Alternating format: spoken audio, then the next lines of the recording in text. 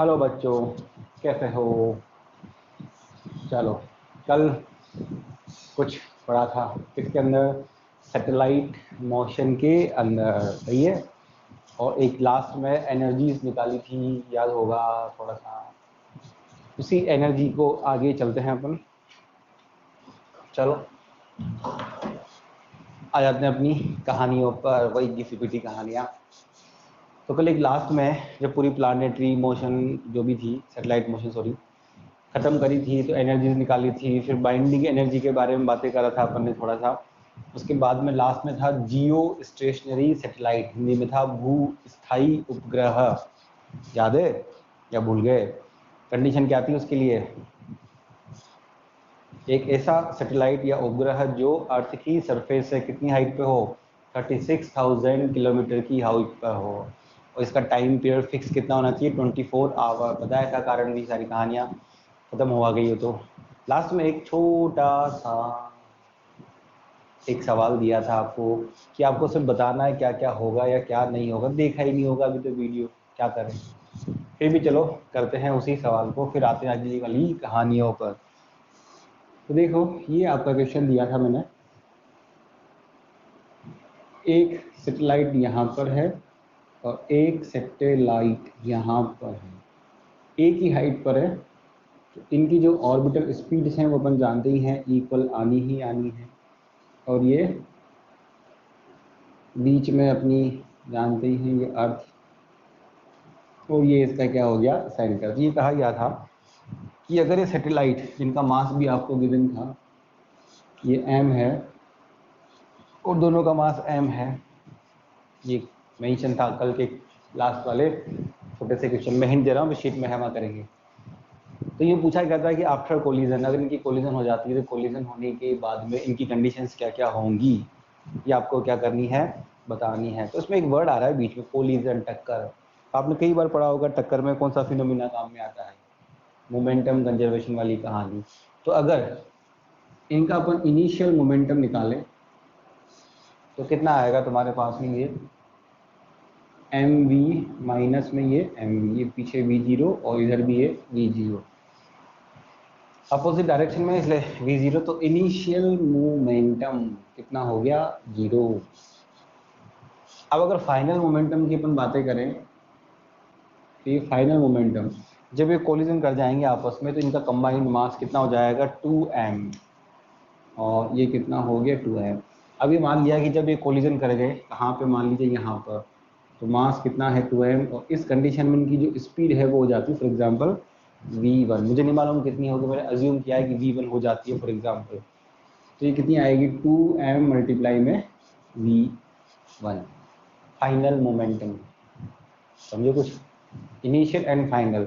अब आपने पढ़ा होगा मोमेंटम कंजर्वेशन। मोमेंटम कंजर्वेशन क्या बोलता है? P final and P initial कैसे होते हैं? इक्वल होते हैं। अपने इक्वल हैं तो दोनों को बराबर करिए, तो ये कितना आ गया? Equal to 0। इसका मतलब v1 इक्वल टू कितना आएगा आपका? 0। इसका मतलब क्या है? आफ्टर कोलिजन जो कंबाइंड मास होगा किसका? सैटेलाइट्स का, उनकी स्पीड कितनी होगी? 0। अब समझ जाओ आगे क्या होगा। जब स्पीड 0 हो जाएगी तो आप जानते हो क्या होगा? इनके पास में mv² divide by r available ही नहीं होगा। और जब mv² divide by r available नहीं होगा तो एक ही फोर्स काम करेगा, कौन सा? Attraction force of earth. तो कहाँ आएंगे? नीचे। कहाँ? अर्थ के पास में। ठीक है, छोटा सा था, कोई बात नहीं, कर लिया होगा। यही तो शीट में है, करेंगे अपन। अभी तो मिटाते हैं इसको। चलिए आगे चलते हैं, थोड़ा सा भी चलते हैं, पूरे चलेंगे आराम से। अब अपना लास्ट में केवल 2 ही टॉपिक बचे हैं। शीट मैंने आपको डाल दी है उसके ऊपर, तो कृपया सोल्व करें एक एक करके। 2 या 3 दिन के बाद में शीट सोल्व करेंगे। चलिए आगे चलते हैं। अपना आज का जो टॉपिक है वो है केपलर्स लॉ। सही है, सिंपल टॉपिक है, कोई खास ऐसा बहुत बड़ा टॉपिक नहीं है, आसानी से आता बड़ा तो है। लेकिन अभी इस सिचुएशन के अंदर इतना डिटेल में अपन नहीं जाएंगे क्योंकि इसमें मैथ्स आ जाती है, किसकी? एलिप्स वाली कहानी आ जाती हैं, तो अपन नहीं जाएंगे अभी के लिए। अभी जो जनरल बातें हैं वही करनी है इसके अंदर। फिर कभी जब क्लासें चलेंगी ऑफलाइन वाली तो फिर उसमें इलिप्स वाली कहानी में बहुत अंदर तक घुसेंगे, अभी नहीं, ओनली जनरल बातें। अब बेसिकली जो केपलर है, जो लॉज दे रखे हैं वो बेसिकली इसने नहीं दिए, इसने किसी दूसरे साइंटिस्ट से चोरी करी। ये मैं नहीं कह रहा, कई सारी जो बुक्स है उनमें लिखा हुआ है, इससे मैंने बोला कुछ भी नहीं करा। अब एक्चुअल तो उस जमाने की बातें हैं, किसने क्या करा वो भगवान जाने। तो लेकिन ज़्यादातर बुक्स ने कहा है कि इसने चोरी करे हैं किसी दूसरे साइंटिस्ट, जो भी रिसर्च करते थे, नाम अजीब सा नाम मुझे भी याद नहीं है, कोई काम की बात है भी नहीं है। अब इसने जितने भी प्लैनेट्स हैं अपने आसपास पूरे यूनिवर्स में, उन प्लैनेट्स की मोशन के लिए, प्लैनेटरी मोशन के लिए यानी ग्रहों की गति के लिए इसने क्या कर रखे हैं, अपने पास में कई सारे लॉज दे रखे हैं। आपने कई लोगों ने केमिस्ट्री पढ़ी होगी, पढ़ी है? चलो कोई बात ही नहीं पढ़ी तो केमिस्ट्री के अंदर जिस तरह से सोमरफील्ड आता है, याद करो थोड़ा सा, तो जिस तरह से सोमरफील्ड वहाँ पे है, ठीक उसी तरह से यहाँ पर भी क्या है, केपलर्स का लॉ है। सेम कहानी, कुछ ज़्यादा मेजर डिफरेंस नहीं है, मैंने एग्जाम्पल की फॉर्म में लिया है। तो अगर आपको सोमरफील्ड याद है तो केपलर्स के जो लॉ हैं ये भी आपको याद हो जाएंगे वेरी इजीली। इस पे कुछ ज़्यादा क्वेश्चंस नहीं है, तो चलिए इतने नहीं है, बहुत कम है। चलिए अब इसके जो फर्स्ट लॉ है उसके ऊपर आते हैं अपन। सिंपल सा लॉ है, कोई खास ऐसी बड़ी बात नहीं है। क्या है ये, क्या कहते हैं कि जब भी कोई प्लानेट यानी ग्रह आपका सूर्य के चारों, सन के अराउंड क्या करता है, घूमता है, रिवॉल्व करेगा, तो उस कंडीशन में कई बार जो प्लानेट है वो सन के पास होता है और कई बार प्लानेट सन से कहाँ होता है, दूर होता है। ये मैं नहीं कह रहा, ये कह रहे हैं कौन से भाई साहब, केपलर्स जो लॉ है, वो जो भाई साहब है उनका जो फर्स्ट लॉ है बता रहा है। सिंपल वे में कहा जाए कि आपके जितने भी प्लानेट्स हैं वो सारे प्लानेट एक इलिप्टिकली पाथ, दीर्घ वृत्ताकार कक्षाओं में क्या करते हैं, गति करते हैं, यानी इलिप्टिकली पाथ में वो रिवॉल्व करते हैं अराउंड दी सन। सही है, डायग्राम बनाते हैं इसके अंदर। चलिए, तो इलिप्स तो जानते होंगे, दीर्घवृत्त, अंडा, अंडा टीवी में डेली आता है एड, संडे हो या मंडे या और क्या कहो, रोज अंडे। तो ये अपने पास में क्या बन गया, एक अंडा सा अजीब गरीब सा डायग्राम बन गया। इसको बीच में से आप ये इस तरह से डिवाइड कर सकते हो बड़े आराम से। ये जो इलिप्स है, मैथ्स में नहीं जा रहे अपन अभी यहाँ पर, ये होती है आपकी मेजर एक्सिस और ये होती है माइनर एक्सिस, ठीक है। और ये अपने पास में क्या होता है, इलिप्स का सेंटर। अगर ये पूरी यहाँ से लेकर यहाँ तक ये मेजर एक्सिस है, ये पूरी यहाँ से लेकर यहाँ तक ये क्या हो गई, इसकी माइनर एक्सिस है। इसका अगर आधा कर दो, मतलब ये यहाँ से लेकर यहाँ तक, मतलब यहाँ से लेकर ये यहाँ तक आधी, हाफ कर दो, तो ये बन जाती है सेमी मेजर एक्सिस। हाफ करते ही आगे एक वर्ड लग जाएगा केवल सेमी, और कुछ भी कोई ज़्यादा डिफरेंस नहीं है। तो ये मेजर एक्सिस है और ये अपने पास में कौन सी है, माइनर एक्सिस है। ये अपन जानते हैं इलिप्स, मैथ में पढ़ा होगा, नहीं भी आगे कोई बात नहीं, सबने देखे अंडे खूब सारे, इजी गोइंग देख सकते हो, ये इनके अनुसार है। सही है, चलिए, तो ये एलिप्स बन गया। अब रूल पे आते हैं, क्या कह रहा है केपलर, जितने भी प्लैनेट्स हैं वो सन के अराउंड इलिप्टिकली पाथ में क्या करेंगे, रिवॉल्व करेंगे। इलिप्टिकली पाथ में जब रिवॉल्व करेंगे तो क्या होगा कि कई बार जो प्लैनेट है, ग्रह आपका सूर्य के पास होगा, कई बार क्या होगा, दूर चला जाएगा। जब ये सन के पास होगा उस केस के अंदर जो प्लैनेट्स हैं उनकी स्पीड ज़्यादा होती है, और जब दूर होते हैं तो उनकी प्लैनेट की जो स्पीड होती है वो क्या हो जाती है, कम हो जाती है, अकॉर्डिंग टू केपलर्स लॉ। सही है, सर्कुलर में ऐसा कुछ नहीं होता। जो सर्कुलर मोशन अपन ने पढ़ी थी जिसके अंदर सैटेलाइट्स की, उनमें ऐसा कुछ भी नहीं है, सिर्फ यहाँ पर है। अब इस पूरी कहानी के अंदर फर्स्ट नंबर जो बात याद करने वाली है वो क्या है, जितने भी सैटेलाइट्स हैं वो सारे के, सॉरी प्लैनेट्स हैं, वो सारे के सारे कैसे घूमेंगे, एक इलिप्टिकली पाथ के अंदर। फर्स्ट नंबर तो ये हो गई। सेकंड नंबर जो बात है वो क्या कहा कि जो सन है, सूर्य भी तो कहीं ना कहीं होगा या नहीं होगा, तो सन इस इलिप्स के फोकस पॉइंट पर होता है। दूसरी बात क्या है कि जो भी आपका सन है वो सन इस इलिप्स के, दीर्घवृत्त के एक फोकस पॉइंट पर प्लेस्ड होता है। समझ में आई कुछ बात? अब इलिप्स में दो फोकस पॉइंट होते हैं, एक इधर की तरफ एक इधर की तरफ, तो कहीं भी आप मेजर कर सकते हो। तो ये यहाँ पर मेजर कर लिया फॉर एग्जांपल ये, तो ये अपने सूर्य पुत्र जानते हो ना कर्ण, ये अपना क्या हो गया सन, और जो प्लानेट है वो इसके अराउंड, ये पॉइंट ए हो गया और ये पॉइंट बी, ऐसे हर जगह पे क्या करेगा, मोशन करेगा पूरा इस तरह से, सही है।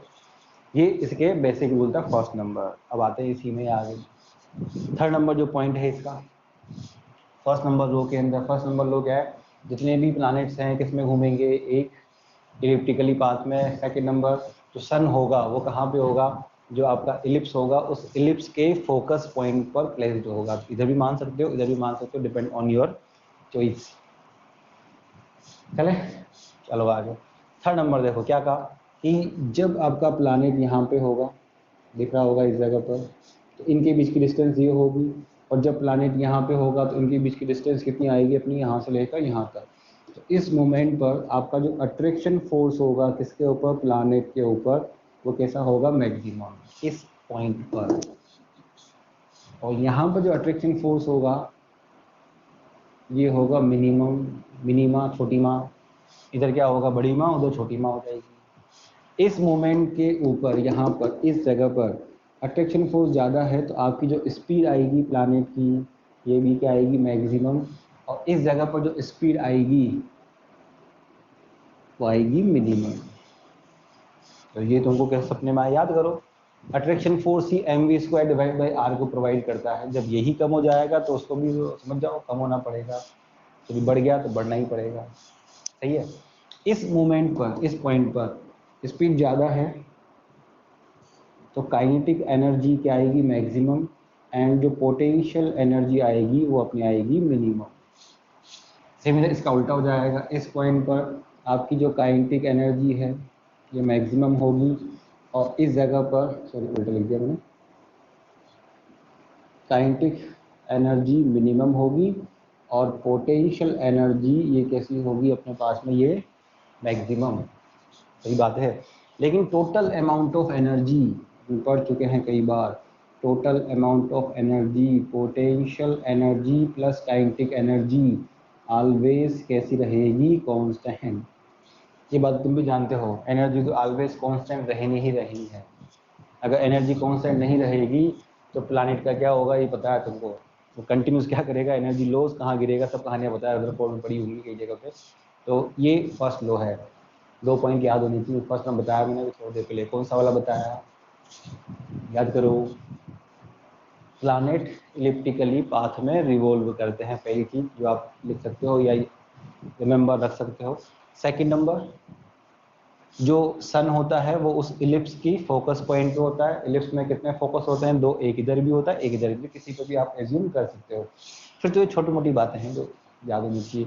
जब प्लैनेट बिल्कुल पास होगा तो अट्रैक्शन फोर्स ज़्यादा होगा, तो उसकी स्पीड क्या आएगी, ज़्यादा, स्पीड ज़्यादा तो काइनेटिक एनर्जी भी ज़्यादा होगी मैक्सिमम। इसका उल्टा कर दो, पोटेंशियल में सेम वही कहानी कहाँ पर है, उधर की ओर है, सही है। तो ये अपने पास में केपलर्स जो है उसका लो है first number, first number, first number. Same यही कहानी सोमरफेल्ड ने भी बोली है, किसके लिए, इलेक्ट्रॉन के लिए, सेम टू सेम है, कोई ज़्यादा मेजर डिफरेंस वहाँ पर नहीं है, सही बात है। चलिए मिटाते हैं इसको, अब आते हैं किसके ऊपर, सेकंड नंबर लॉ के ऊपर। सेकंड नंबर लॉ इसका इंपॉर्टेंट है, चलिए चलते हैं। ये अपना सेकंड नंबर लॉ, इसमें हैं कुछ क्वेश्चंस हैं 10-5, ज़्यादा नहीं है, आराम से सिंपल सिंपल सा है, कोई खास ऐसी बड़ी बात नहीं है। सेकंड लॉ आसान है, कोई ऐसा नहीं है बहुत टिपिकल हो। देखो फर्स्ट नंबर लॉ क्या बोला गया है कि आपके जितने भी प्लैनेट्स हैं वो रिवॉल्व करते हैं इन इलिप्टिकली पाथ। तो ये मैंने क्या बना दिया यहाँ पर, एक छोटा सा एक एलिप्स बना दिया। ये एलिप्स में अंदर यहाँ पर जानते हैं ये अपने सूर्य पुत्र, एग्जाम्पल दे रहा हूँ, सन है वहाँ पर, कुछ भी नहीं है, एक सिंपल बना दिया। अब अपन ने क्या कहा कि जब ये इसमें रिवॉल्व करेगा तो रिवॉल्व करते समय इसके हर पॉइंट पे स्पीड क्या आती है, अलग अलग आती है। थोड़ी देर पहले देखा आपने, यहाँ मैक्सिमम होती है, यहाँ मिनिमम, और भी वैल्यूज आती हैं अलग अलग। अपने सिंपल एग्जाम्पल लिया और कुछ भी नहीं करा। अब आते हैं सेकंड नंबर के ऊपर। ये क्या कह रहा है कि जब ये इलिप्टिकली पाथ में घूमेगा, कौन, मैं नहीं घूम रहा, कौन घूम रहा है यहाँ पर, ये जो प्लैनेट्स हैं, जब ये प्लैनेट्स घूमेंगे उस मोमेंट पर इनकी एरियल स्पीड क्या होती है, कांस्टेंट होती है। अब गाड़ी अटक गई थोड़ी सी, गाड़ी अटक गई थोड़ी सी, क्योंकि वर्ड पहली बार आया, कौन सा, एरियल स्पीड। और हम तो वो महान हस्तियां हैं, मैं वहाँ की बातें कर रहा हूँ, मिर्जापुर की सब जगह की बातें नहीं कर रहा, जिनको स्पीड का ही डेफिनेशन और फॉर्मूला जो है याद नहीं होता। सही बात, चलो कोई बात नहीं, सही बात है। तो एरियल स्पीड, स्पीड को डिफाइन करते हैं अपन। स्पीड क्या होती है, डिस्टेंस अपॉन टाइम। ये आपने पढ़ा हुआ कई बार, change in distance with respect to time, जो नॉर्मल स्पीड। अब इसके आगे एक वर्ड जुड़ गया, कौन सा, एरियल। एरियल मीन्स एरिया, समझे अब तो, नहीं समझे, एरिया स्पीड मतलब एरियल स्पीड। तो एरिया को अपन डिफाइन किससे करते हैं, कैपिटल ए से। तो जो बेसिक रूल है इसका वो क्या बोलता है कि D A upon D T, this is known as a areal speed. समझ गए अब तो, नहीं समझे, एरियल स्पीड बता दिया पहले भी। स्पीड क्या होती है, distance with respect to time. अब इसमें आगे वर्ड जुड़ गया एरियल, ये area with respect to time, यानी ये क्या होगी, areal speed D A upon D T. ये ऑलवेज क्या होती है, आपकी कांस्टेंट रहती है। ये इनका सेकंड नंबर लो है, ये इनका सेकंड नंबर लो है।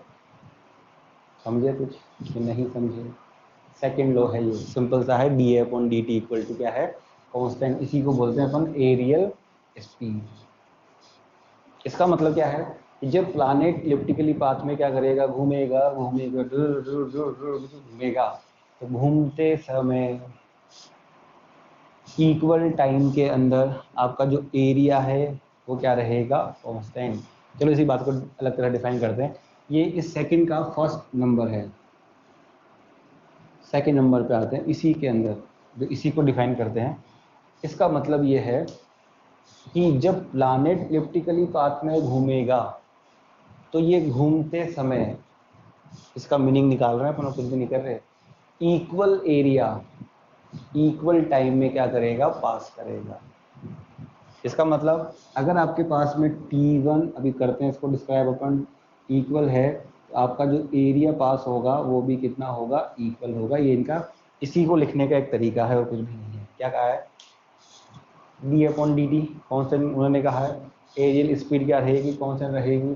तो क्या कह रहे हैं अपन, T1 और T2। अगर T1 T2 कहाँ से आ गए देखते हैं जरा, क्या है अपने पास में, लो पे आते हैं, कैसे देखो जरा। फॉर एग्जाम्पल आपका जो प्लैनेट है किसी मोमेंट पर, ये इस पॉइंट पर है P, किसी मोमेंट पर है, कहाँ पर, अभी ये पॉइंट P पर है। अब लो के रेस्पेक्ट में आते हैं, देखो इक्वल टाइम में इक्वल एरिया पास होना चाहिए, किसके द्वारा पास होना चाहिए, लाइन ज्वाइनिंग, ये काम की बात है। तो line joining from planet to sun, तो आपने क्या कर दिया, एक लाइन मिला दी, कहाँ से, यहाँ से लेकर ये यहाँ तक, सन तक। कुछ देर बाद में जो ये प्लैनेट है यहाँ पहुँच जाएगा, इस पॉइंट के ऊपर, आधे घंटे, 1 साल 2 साल बाद, जो भी है वो उस प्लैनेट की मर्जी के ऊपर है। तो अब इससे लाइन ज्वाइनिंग बनाओ, यहाँ से लेकर यहाँ तक बना दी। अभी जो लाइन ज्वाइनिंग है, इस लाइन ज्वाइनिंग ने इतना एरिया क्या कर दिया, यहाँ से लेकर यहाँ तक ये बनाया। ये कितना एरिया है, फॉर एग्जांपल A1, और इस एरिया को पास करने में कितना टाइम लग रहा है उसको, T1। क्या समझे, इस सेकंड लो को अपन बना रहे हैं डायग्राम के अंदर, जो इसने कहा गया है इसी के अंदर। सही बात है, तो क्या है, line joining from planet to sun, मतलब आपका जो उपग्रह है, उपग्रह को सूर्य से मिलाने वाली रेखा समान समय में समान क्षेत्रफल बनाती है। line joining from planet to sun always pass equal area in equal time। समझ में आई बात? कुछ मैं नहीं कह रहा, ये कह रहा है। तो अपन क्या ले रहे हैं कि पहले पॉइंट पी पर था ये प्लानेट, लाइन ज्वाइनिंग मिलाई थी, कुछ देर बाद कहाँ पे आ गया, क्यू पर आ गया। सही बात है, क्यू पर आ गया। तो कितना एरिया पास हुआ यहाँ से लेकर यहाँ तक आने में, ये जो शेडेड शेडेड सा बन रहा है, ये एरिया पास हुआ अपने पास में। इस एरिया में वैल्यू क्या लिखी, A1, और पूरा P से Q तक आने में कितना टाइम लग रहा है अपने को, T1। सही है। चलो अब कुछ देर बाद में जो प्लानेट है फॉर एग्जांपल यहाँ आ जाएगा इस जगह पे, ये है अपना पॉइंट R। तो ये लाइन ज्वाइनिंग मिला दी, मिला दी लाइन ज्वाइनिंग, लाइन ज्वाइनिंग तो है। कुछ देर बाद मान लो ये प्लानेट कहाँ पे आ गया, इस पॉइंट पर, ये ऐसे अपने पास एस मान लेते हैं, चलो इस जगह पर। जब ये यहाँ पे होगा तो लाइन ज्वाइनिंग मिला दो। तो लाइन ज्वाइनिंग जब मिलाएंगे तो कितना एरिया बनेगा अपने पास में, ये बनेगा, ये एरिया बन जाएगा। अब जो ये एरिया यहाँ पे बना हुआ है फॉर एग्जांपल, ये जो एरिया है शेडेड सा, ये A2 है, और इसको कवर करने में टाइम कितना लग रहा है अपने पास में, ये T। रिज्यूम किया हुआ है कि जो एरिया बना है यहाँ पर, ये कितना बना अपने पास में, T2 सॉरी A2, और टाइम कितना कंज्यूम हुआ इसको यहाँ से यहाँ तक जाने में, वो है अपना T2। यहाँ कितना था P से Q तक आने में, T1। अब रूल्स क्या कह रहा है कि अगर इन दोनों सिचुएशन में ये जो टाइम है दोनों का, यानी यहाँ से लेकर यहाँ तक आने का टाइम, यहाँ से लेकर यहाँ तक का जाने का टाइम अगर इक्वल है, तो जो दोनों एरियाज हैं ये कैसे होंगे, इक्वल होते हैं, यानी दोनों क्षेत्रफल कैसे होंगे अपने पास में, बराबर। तो सिंपल सा बेसिक लॉ है, इसमें दो बातें काम की। First number, areal speed of planet यानी change in area with respect to time always क्या रहेगा, constant. Second number, line joining from planet to sun, line joining from planet to sun always pass equal area in equal time.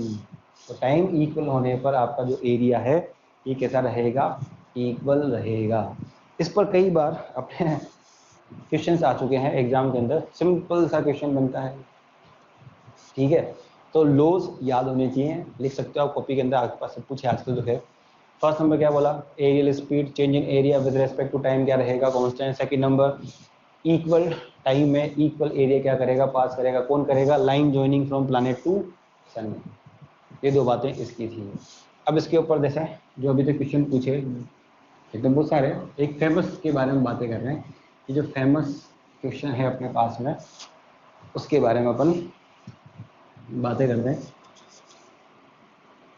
तो ये एक simple सा question है, ये कई बार आ चुका है, आसान सा। ये अपना क्या हो गया, एक इलिप्टिकली पाथ है, ये शेडेड एरिया हो गया, इधर भी ये अपने पास में क्या हो गया, एक एरिया हो गया,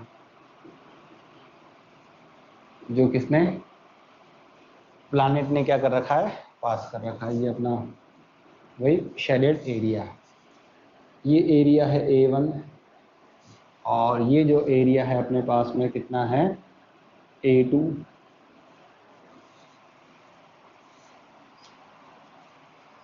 सही है, सिंपल है, A1 और ये A2 है। और रिलेशन उस क्वेश्चन में दिया हुआ है आपको कि A2 जो है ये 2 टाइम्स ऑफ है कितना, A1 के। बहुत लैंग्वेज घुमा फिरा के वहाँ पर जब आप क्वेश्चन करोगे देखोगे, ये कंडीशन दी थी, डायग्राम बना हुआ था, एरिया गिवन है A2 2 टाइम्स है किसका, A1 का। तो पूछा क्या था वहाँ पर, सिंपल सा कि इनके जो टाइम है उनमें रिलेशन निकालिए। एक ये T1 equal to 2T2, third number 2T1 equal to ये कितना हो गया T2, और फोर्थ नंबर तो अपन जानते ही हैं, बताने की जरूरत ही नहीं है अपने को, कितना हो गया, नन ऑफ दीज, नॉट, नहीं आता। तो बताने की मेरे को जरूरत नहीं है, दिख रहा है इस एरिया को पास होने में कितना डबल एरिया है। तो अपन क्या बोल रहे हैं, रूल्स क्या है, equal area in equal time, तो डबल है, तो इधर का जो टाइम होगा T2 वो भी कितना होगा, 2 टाइम्स होगा किसके, T1 के। सिंपल सा क्वेश्चन है, कोई सी खास बड़ी बात नहीं है। ऐसे 3-4 क्वेश्चन आपको दिखेंगे वहाँ पर जहाँ पे रिलेशन दे रखा होगा, डायग्राम बना के आराम से निकाल सकते हो। सही है, सिंपल सा है, कोई ऐसा नहीं है। सही है। इक्वल, एक लाइन याद रखनी है, d/dt equal area in equal time, मतलब समान समय में समान क्षेत्रफल क्या करती है, बनाती है। कौन में? नहीं, लाइन ज्वाइनिंग। कहाँ से? प्लानेट टू सन के ऊपर। चलो अब आते हैं इसके प्रूफ के ऊपर। प्रूफ निकालना है, प्रूफ प्रूफ प्रूफ कौन सा? तो सेकेंड लॉ है, इसके ऊपर प्रूफ निकालना है, क्योंकि ये डिपेंडेंसी जो होती है इसकी, ये होती है एंगुलर मोमेंटम के ऊपर। टॉर्क वगैरह जो भी होते हैं यहाँ पर क्या होते हैं, जीरो होते हैं। तो निकालते हैं थोड़ा सा, सिंपल सा है, कोई सी खास बड़ी बात नहीं है, प्रूफ है इसका। चलो निकालते हैं इसका प्रूफ। तो आपका जो लॉ है वो क्या बोल रहा है, जितने भी प्लैनेट्स हैं वो सारे इलिप्टिकली पाथ में क्या करते हैं, रिवॉल्व करते हैं। किसके अंदर? इलिप्टिकली पाथ में क्या करते हैं, रिवॉल्व करते हैं। तो कराओ रिवॉल्व। चलो, तो ये मैंने एक बना दिया अंडा। ओहो, ये अपना अंडा बन गया अंडा। यहाँ अपन जानते ही हैं ये क्या होता है अपना सन। सन है, सनी नहीं है, सनी के आगे तुम मत लगाने ना कुछ और। सही है। किसी मोमेंट पर आपका जो प्लानिट है वो यहाँ पर है, इस पॉइंट पी के ऊपर। तो सेकंड लॉ पे आओ, क्या बोला? Line joining from planet to sun, planet to sun बनाई दी अपन ने। अब प्लानेट आपका आगे चल रहा है यहाँ से, ये इसकी स्पीड है, कितनी हो गई है? v स्पीड से कहाँ जा रहा है वो? आगे, धीरे धीरे धीरे। सही है, आगे चला गया बहुत कम समय में, बहुत बहुत बहुत कम समय में। ये मान लीजिए यहाँ पे आ गया किसके ऊपर? पॉइंट Q पर। इसका मतलब P से Q तक जाने का जो टाइम है वो अपना क्या, बहुत कम है, बहुत कम है, बहुत कम है, बहुत छोटा छोटा छोटा। इसलिए क्या लिखा उसको? dt। जब टाइम ही बहुत कम होगा तो सीधी सी बात है, ये point P and point Q बहुत बहुत बहुत बहुत बहुत क्या होंगे? पास पास होंगे, नहीं होंगे। अगर 3 बजे तुम अपने घर में हो तो 3 बज के कुछ मिली सेकेंड्स पे तुम कहाँ होगे? घर पे ही तो होगे। तो ये point P and point Q जो है ये भी कहाँ होंगे? पास पास होंगे, नहीं होंगे? चलो कोई बात नहीं। अब जब ये पॉइंट Q पर है तो लाइन ज्वाइनिंग, तो ये अपन ने क्या कर दिया, यहाँ से ये लाइन ज्वाइनिंग मिला दी, मिला दी, मिला दी। सही है। तो कितना एरिया पास हुआ यहाँ से यहाँ तक लाइन ज्वाइनिंग से? ये इतना एरिया आपका ये पास हो गया। सही बात है कि नहीं है? कहाँ से? लाइन ज्वाइनिंग फ्रॉम P से Q तक जाने में जो टाइम लगा कितना? dt। कितनी स्पीड से? v स्पीड से। तो कितना एरिया बना अपना ये? इस एरिया को अपन ने बोल दिया किससे? dA से नाम दे दिया। तो कितना बोला? Area dA। अब ये जो एरिया है dA, ये अपने को निकालना है। निकालना है ना? कैसे निकालें? तो अभी थोड़ी देर पहले क्या कहा कि टाइम बहुत कम है, इसका मतलब पॉइंट P और जो पॉइंट Q है ये कैसे रहेंगे? बहुत पास पास रहेंगे। और जब ये पॉइंट P और पॉइंट Q बहुत पास पास रहेंगे तो बताओ क्या होगा? क्या होगा?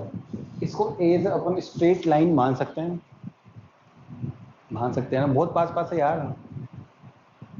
अगर अर्थ पर एक पॉइंट यहाँ लगाए, एक पॉइंट यहाँ लगाए तो क्या बनेगा? एक स्ट्रेट लाइन शो होगी, है नहीं लेकिन एज्यूम कर सकते हैं। तो ये अपने पास में क्या बन जाएगा, मतलब बनेगा नहीं, मान सकते हैं इसको as a right angle triangle, यानी समकोण त्रिभुज बन जाएगा। सही है। और समकोण त्रिभुज राइट एंगल ट्राइंगल जो बनेगा ये कौन सा बनेगा? SPQ में अगर इसका क्षेत्रफल निकालो, एरिया निकालने अपन तो DA, क्षेत्रफल का फॉर्मूला क्या होता है? 1/2 आधा इंटू क्या होता है? ऊंचाई, बेस इंटू हाइट। पढ़ा है कई बार। Area of right angle triangle, area of right angle triangle पढ़ा हो कई बार। Base into height, base into height, base into height लगा ही दिया। तो देखो इधर ये P से Q, ये डिस्टेंस अपनी कितनी? फॉर एग्जांपल ये है अपनी यहाँ से लेकर यहाँ तक, ये है R। तो निकालिए area. DA equal to, base तो अपने पास R है ही सी, हाइट निकाल सकते हैं बड़े आराम से। कैसे निकाल सकते हैं? जो PQ आएगी कितनी आएगी बताओ, v मल्टीप्लाई में dt, जो p क्यू आएगी तुम्हारे पास में ये आएगी v dt। कैसे आई, डिस्टेंस ही तो है, p से लेकर q तक जाने में डिस्टेंस, p से लेकर q तक जाने में डिस्टेंस ही तो है, और डिस्टेंस इक्वल टू क्या होता है, speed, speed into time, speed into time. Speed v है और टाइम अपन लिखा है dt, तो ये कितना हो गया यहाँ पर, यहाँ पर, यहाँ पर, यहाँ पर, ये v और ये साथ में कितना आ गया dt। तो ये v इंटू डी टी, इसको कहाँ ले आओ, इधर। ये आपके पास में D A upon D T, ये हो गया 1 into R V, 1/2 R V, simple सा, सही है। डी अपॉन डी टी 1/2 कितना हो गया अपने पास में, ये आर और साथ में क्या हो गया वी, वी, वी, सही है। अब रूल पे आ जाते हैं अपन थोड़ा सा, कि जो रूल्स कहा गया है वो है डी अपॉन डी टी की जो वैल्यू है ये क्या रहेगी, कांस्टेंट। इसका मीनिंग क्या हो गया, 1/2 जो आर बी है इसकी वैल्यू भी क्या रहेगी, कांस्टेंट। ये फुल टर्म है, ये भी कांस्टेंट रहेगी। इसका मतलब आपकी जो स्पीड है ये 1/r के इन्वर्सली आएगी, सॉरी 1/r के डायरेक्टली, आर के इन्वर्सली, एक ही बात है, समझे। अब आपने पहले भी एक ऑर्बिटल स्पीड निकाल रखी है बहुत पहले, उसमें लिखा हुआ है अंडर रूट आर, यहाँ लिखा हुआ है सिंपल आर, दोनों में डिफरेंस है। वो है अलग अलग प्लैनेट्स के लिए, याद करो पहले वाली। अर्थ सर्कुलर मोशन के अंदर जाते हैं तो v प्रोपोर्शनल 1/रूट में आर, तो वो अलग अलग प्लैनेट्स के लिए है, ये नहीं है। ये किसके लिए है, एक ही प्लैनेट में रिवॉल्व करते समय डिफरेंट पॉइंट पर जो स्पीड होगी वो है ये v प्रोपोर्शनल 1/r। दोनों में डिफरेंस है इसमें और उस वाली में जो पहले अपन ने देखी है, सही है। तो ये इस पे कुछ 2 या 3 आपके सिंपल से न्यूमेरिकल हैं, कुछ ज़्यादा नहीं है इस वाले फॉर्मूले के ऊपर, कुछ ज़्यादा न्यूमेरिकल्स यहाँ पर नहीं है, सही है। अब आते हैं आगे, इसी को आगे चलते हैं। तो डायग्राम पहले मैं ये मिटाता हूँ थोड़ा सा, चलिए। यहाँ क्या आया है आपके पास में, ये D A upon D T equal to, इसको अपन यहाँ लिखते हैं अपन कि ये है D A upon D T equal to 1/2, और ये कितना हो गया आर ई। ये वहाँ से उठा लिया, यहाँ से उठा लिया, जैसे था ना कुकर में चने चढ़ा दिए, वैसे ये यहाँ से उठा लिया। तो इसको मिटाते हैं, हाँ चढ़ा दिया, यहाँ उठा लिया, तो उठा लो, चलो उठाएंगे। तो ये डी अपॉन डी टी। अब आपने देखा होगा एक जगह पर, कई जगह पढ़ा होगा, एक जगह क्या, एंगुलर मोमेंटम, जिसको अपन बोलते हैं हिंदी में कोणीय संवेग, जिसको लिखा जाता है किससे, जे से। कई बार पढ़ा होगा MVR होता है, बोर्ड थ्योरी में भी पढ़ा होगा बोर्ड थ्योरी के अंदर सेकंड लॉ है J इक्वल टू MVR। यहाँ दिख रहा होगा RV है, यहाँ पे भी दिख रहा होगा, इनको चेंज करो तो J अपॉन M, जानू अपॉन मम्मा, चलो VR, तो ये कितना बचा यहाँ पर VR, सही है। इसको उठा के इसकी जगह पर रखो, किसको, इस VR की जगह पर कितना J अपॉन M। तो ये अपने पास क्या हो गया D A upon D T, ये कितना हो गया J upon 2M। You should be remember this, simple है J अपॉन 2M, सही है। अब आगे आ जाओ, इसका मतलब पहले भी अपन लिखे हुए हैं D A upon D T, ये कितना है कांस्टेंट। इसका मतलब आपका जो एंगुलर मोमेंटम होगा इस पूरी रिवोल्यूशन के अंदर, पूरे घूमने के अंदर एंगुलर मोमेंटम ये भी क्या रहेगा कांस्टेंट। तो पढ़ा होगा जब एंगुलर मोमेंटम कांस्टेंट है तो आपको याद पड़ा होगा लो, इसके अंदर रोटेशनल मोशन आती है, पढ़ा होगा गलती से, कौन सा वाला बोलो थोड़ा सा यार, सेकंड लो बोलो, न्यूटन का सिंपल सा। अगर आपका मोमेंटम क्या होता है, change in momentum equal to क्या होता है फोर्स, मोमेंटम में चेंज ही नहीं है तो फोर्स कितना होता है 0। सेम टू सेम वहाँ पे भी है, change in angular momentum equal to क्या होता है, टॉर्क। यहाँ पे भी एंगुलर मोमेंटम क्या होता है आपका, कांस्टेंट है। इसका मतलब इस जगह पे जो टॉर्क होगा वो कितना होगा आपका, जीरो। टॉर्क जीरो किस मूवमेंट पर, प्लानेटरी मोशन। टॉर्क का फॉर्मूला पड़ा होगा R cross F, R cross F. समझे कुछ नहीं समझे, टॉर्क जीरो रूल है भैया, पढ़े होंगे तो याद होगा, नहीं पढ़े होंगे तो कहाँ से याद होगा। ये सेकंड नंबर जो लो है उसी का ही पार्ट है ये, तो याद होने चाहिए। मोमेंटम आपका क्या रहेगा, कांस्टेंट। टॉर्क भी आपका क्या रहेगा, जीरो। टॉर्क का फॉर्मूला होता है आर क्रॉस एफ। इसका मतलब नेट फोर्स ऑन दी, आगे नहीं बताऊंगा मैं, बात की बात है। चलो, ये अपना सेकंड लॉ था। इसके ऊपर जनरली 3-4 क्वेश्चन हैं, उसमें एक क्वेश्चन में करा देता हूँ, फिर अपन आगे बढ़ते हैं यहाँ पर, ठीक है। और वैसे भी याद करो यार थोड़ा सा, बोर थ्योरी, बोर ने भी यही कहा है, इलेक्ट्रॉन्स जब रिवॉल्व करते हैं अराउंड द न्यूक्लियस तो उनका जो एंगुलर मोमेंटम है वो क्या होता है, कांस्टेंट, और क्वांटिनाइजेशन भी होती है। फिर वहाँ की बातें वहाँ पे याद हो तो ठीक है, अच्छी बात है। इसके ऊपर जो अपना क्वेश्चन है सिंपल सा है, कोई खास बड़ा सा क्वेश्चन नहीं है। बनाता मैं डायग्राम। ये एक इलिप्टिकली पाथ है और ये अपने पास में क्या है, एक सन। ये डिस्टेंस है अपने पास में 2 × 10⁵ मीटर। और इस जगह पर स्पीड है अपनी फॉर एग्जांपल प्लैनेट की 8 किलोमीटर पर सेकेंड। इधर जो ये डिस्टेंस है यहाँ पर ये R2 है, ये है अपनी 4 × 10⁵ किलोमीटर में है, किलोमीटर्स। और इस जगह की जो स्पीड है ये क्या करनी है, आपको निकालनी है। सिंपल सा है, इलेक्ट्रिकली पाथ लिखा हुआ है। इस तरह के आपको 4-5 क्वेश्चन दिखेंगे वहाँ पर। और जैसे तुम्हें क्वेश्चन में देखिए कैपलर इलेक्ट्रिकली पाथ दिख जाए, समझ जाओ कैपलर। ये कुछ गिने चुने क्वेश्चन हैं, ज़्यादा नहीं है। डिस्टेंस गिवन है, 2 पॉइंट्स हैं, यहाँ पे आपको क्या निकालनी है, स्पीड आपको निकालनी है। किस पर, इस पॉइंट पर स्पीड आपको निकालनी है। थोड़ी देर पहले क्या कहा, 2 जगह का है।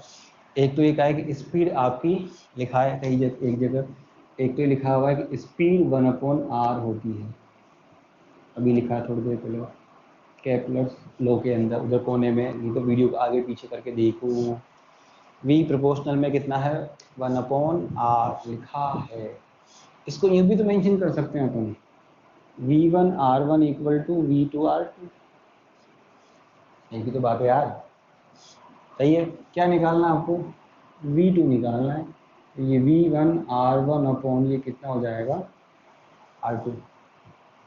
सही है, अब तो तुम खुद ही कर सकते हो। v1 तुम्हारे पास में है ही सही, कितना है 8। r1 तुम्हारे पास है ही सही है 10⁵। r2 तुम्हारे पास है ही सही यहाँ पर कितनी, 4 × 10⁵। ऐसे बहुत सारे आगे तुम कर लो, मल्टीप्लिकेशन वगैरह आराम से कर सकते हो, ऐसे कर लो। या फिर मैंने कहा थोड़ी देर पहले, जब ये मोशन करेंगे, हर पॉइंट पे एंगुलर मोमेंटम क्या रहेगा, कांस्टेंट। एंगुलर मोमेंटम क्या रहेगा, कांस्टेंट। तो इस मोमेंट पर एंगुलर मोमेंटम लिखिए तो कितना आएगा, mv1r1। इस पॉइंट पे लिखोगे एंगुलर मोमेंटम तो कितना, v2r2। कांस्टेंट का मतलब जितनी वैल्यू यहाँ पे होगी उतनी ही वैल्यू यहाँ पे होगी। दोनों जगह वैल्यू कैसी रहेगी, इक्वल। तो दोनों को बराबर करो, J1 = J2, तो घुमा फिरा के वहीं पहुंच जाएंगे। तो सही है। चलो, इस तरह के क्वेश्चन हैं, करेंगे अपन 1-2 दिन बाद शीट के अंदर ही। ये बहुत सारे इस तरह के क्वेश्चन से कर सकते हो बड़े आराम से। याद होना चाहिए 3 बातें जो उसमें थी सेकेंड लॉ के अंदर।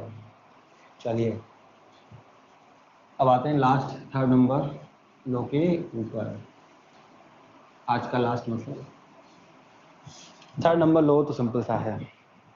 कैसे है, मतलब फॉर एग्जांपल ये सन है और सन के अराउंड ये अपने पास एक प्लानेट है जो कहाँ पर है, यहाँ पर। फॉर एग्जांपल ये कितने डिस्टेंस पर है, ये r1 डिस्टेंस। ऐसे दूसरा कोई प्लानेट है, ये फर्स्ट नंबर हो गया और ये सेकंड नंबर हो गया। ये R2 डिस्टेंस पर है। ये बेसिकली आता है टाइम पीरियड के लिए, तो अपने कर चुके हैं अपन पहले भी कई बार, कोई ऐसी दिक्कत नहीं है। T1 और T2। तो थर्ड नंबर जो लो है ये टाइम पीरियड और डिस्टेंस के बीच में शो करता है, किसके, दो प्लैनेट्स के बीच में। तो ये क्या कहता है थर्ड नंबर लो कि ratio of time period T1/T2 का स्क्वायर कितना हो गया, ये R1/R2 की पावर ये कितना होता है 3। इन दो प्लैनेट्स का जो टाइम पीरियड है उनका रेशियो, उनकी डिस्टेंस के, इसको शॉर्ट फॉर्म में लिखें अपन तो ये क्या हो जाएगा, टी स्क्वायर डायरेक्टली प्रोपोर्शनल ये R की पावर 3, और अपन पहले भी निकाल चुके हैं, कोई दिक्कत यहाँ पर नहीं है। तो ये थर्ड नंबर लो, और भी है इसमें, अभी वो सारी बातें यहाँ नहीं कर सकता मैं, बहुत लंबा हो जाता है। चलिए उस वाली कहानी की R1 R2 सब निकाल के, अभी के लिए इतना बहुत है, अपना काम चल जाएगा। सही है, तो सिंपल ये अपन पहले भी डिस्कवर कर चुके हैं कई बार कि टाइम पीरियड R की पावर 3/2 भी है, इसको भी मेंशन कर सकते हो, T प्रोपोर्शनल R की पावर 3। फ्रीक्वेंसी की भी निकाल सकते हो, कोई टाइम पीरियड का जो इन्वर्स है वो क्या होता है अपनी फ्रीक्वेंसी। तो ये बेसिकली अपना क्या हो गया, थर्ड नंबर लो है, इसमें से कोई खास बड़ी बात नहीं है। क्वेश्चंस है बहुत सारे, कल भी कहा था, कल परसों के वीडियो में कि रेशियो वाले क्वेश्चन ज़्यादा हैं, आपको डिस्टेंस देकर टाइम पीरियड का रेशियो क्या करेगा पूछेगा, और कुछ भी यहाँ पर नहीं है। ठीक है, तो आज के लिए यहीं तक बहुत है, फिर अगली कहानी अपन करेंगे ग्रेविटेशनल पोटेंशियल, जो अपना लास्ट टॉपिक है। काफ़ी लोगों ने पढ़ा भी है 12th में, इलेक्ट्रिकल या इलेक्ट्रिक पोटेंशियल, बिल्कुल सेम वही कहानी, वही कोई डेरिवेशन है, सब कुछ वैसा का वैसा ही है। तो कल और परसों ख़त्म करते हैं इसको, ठीक है। तो जब तक के लिए इनको आप करिए और शीट निकालिए, और तब तक के लिए ये बाय बाय।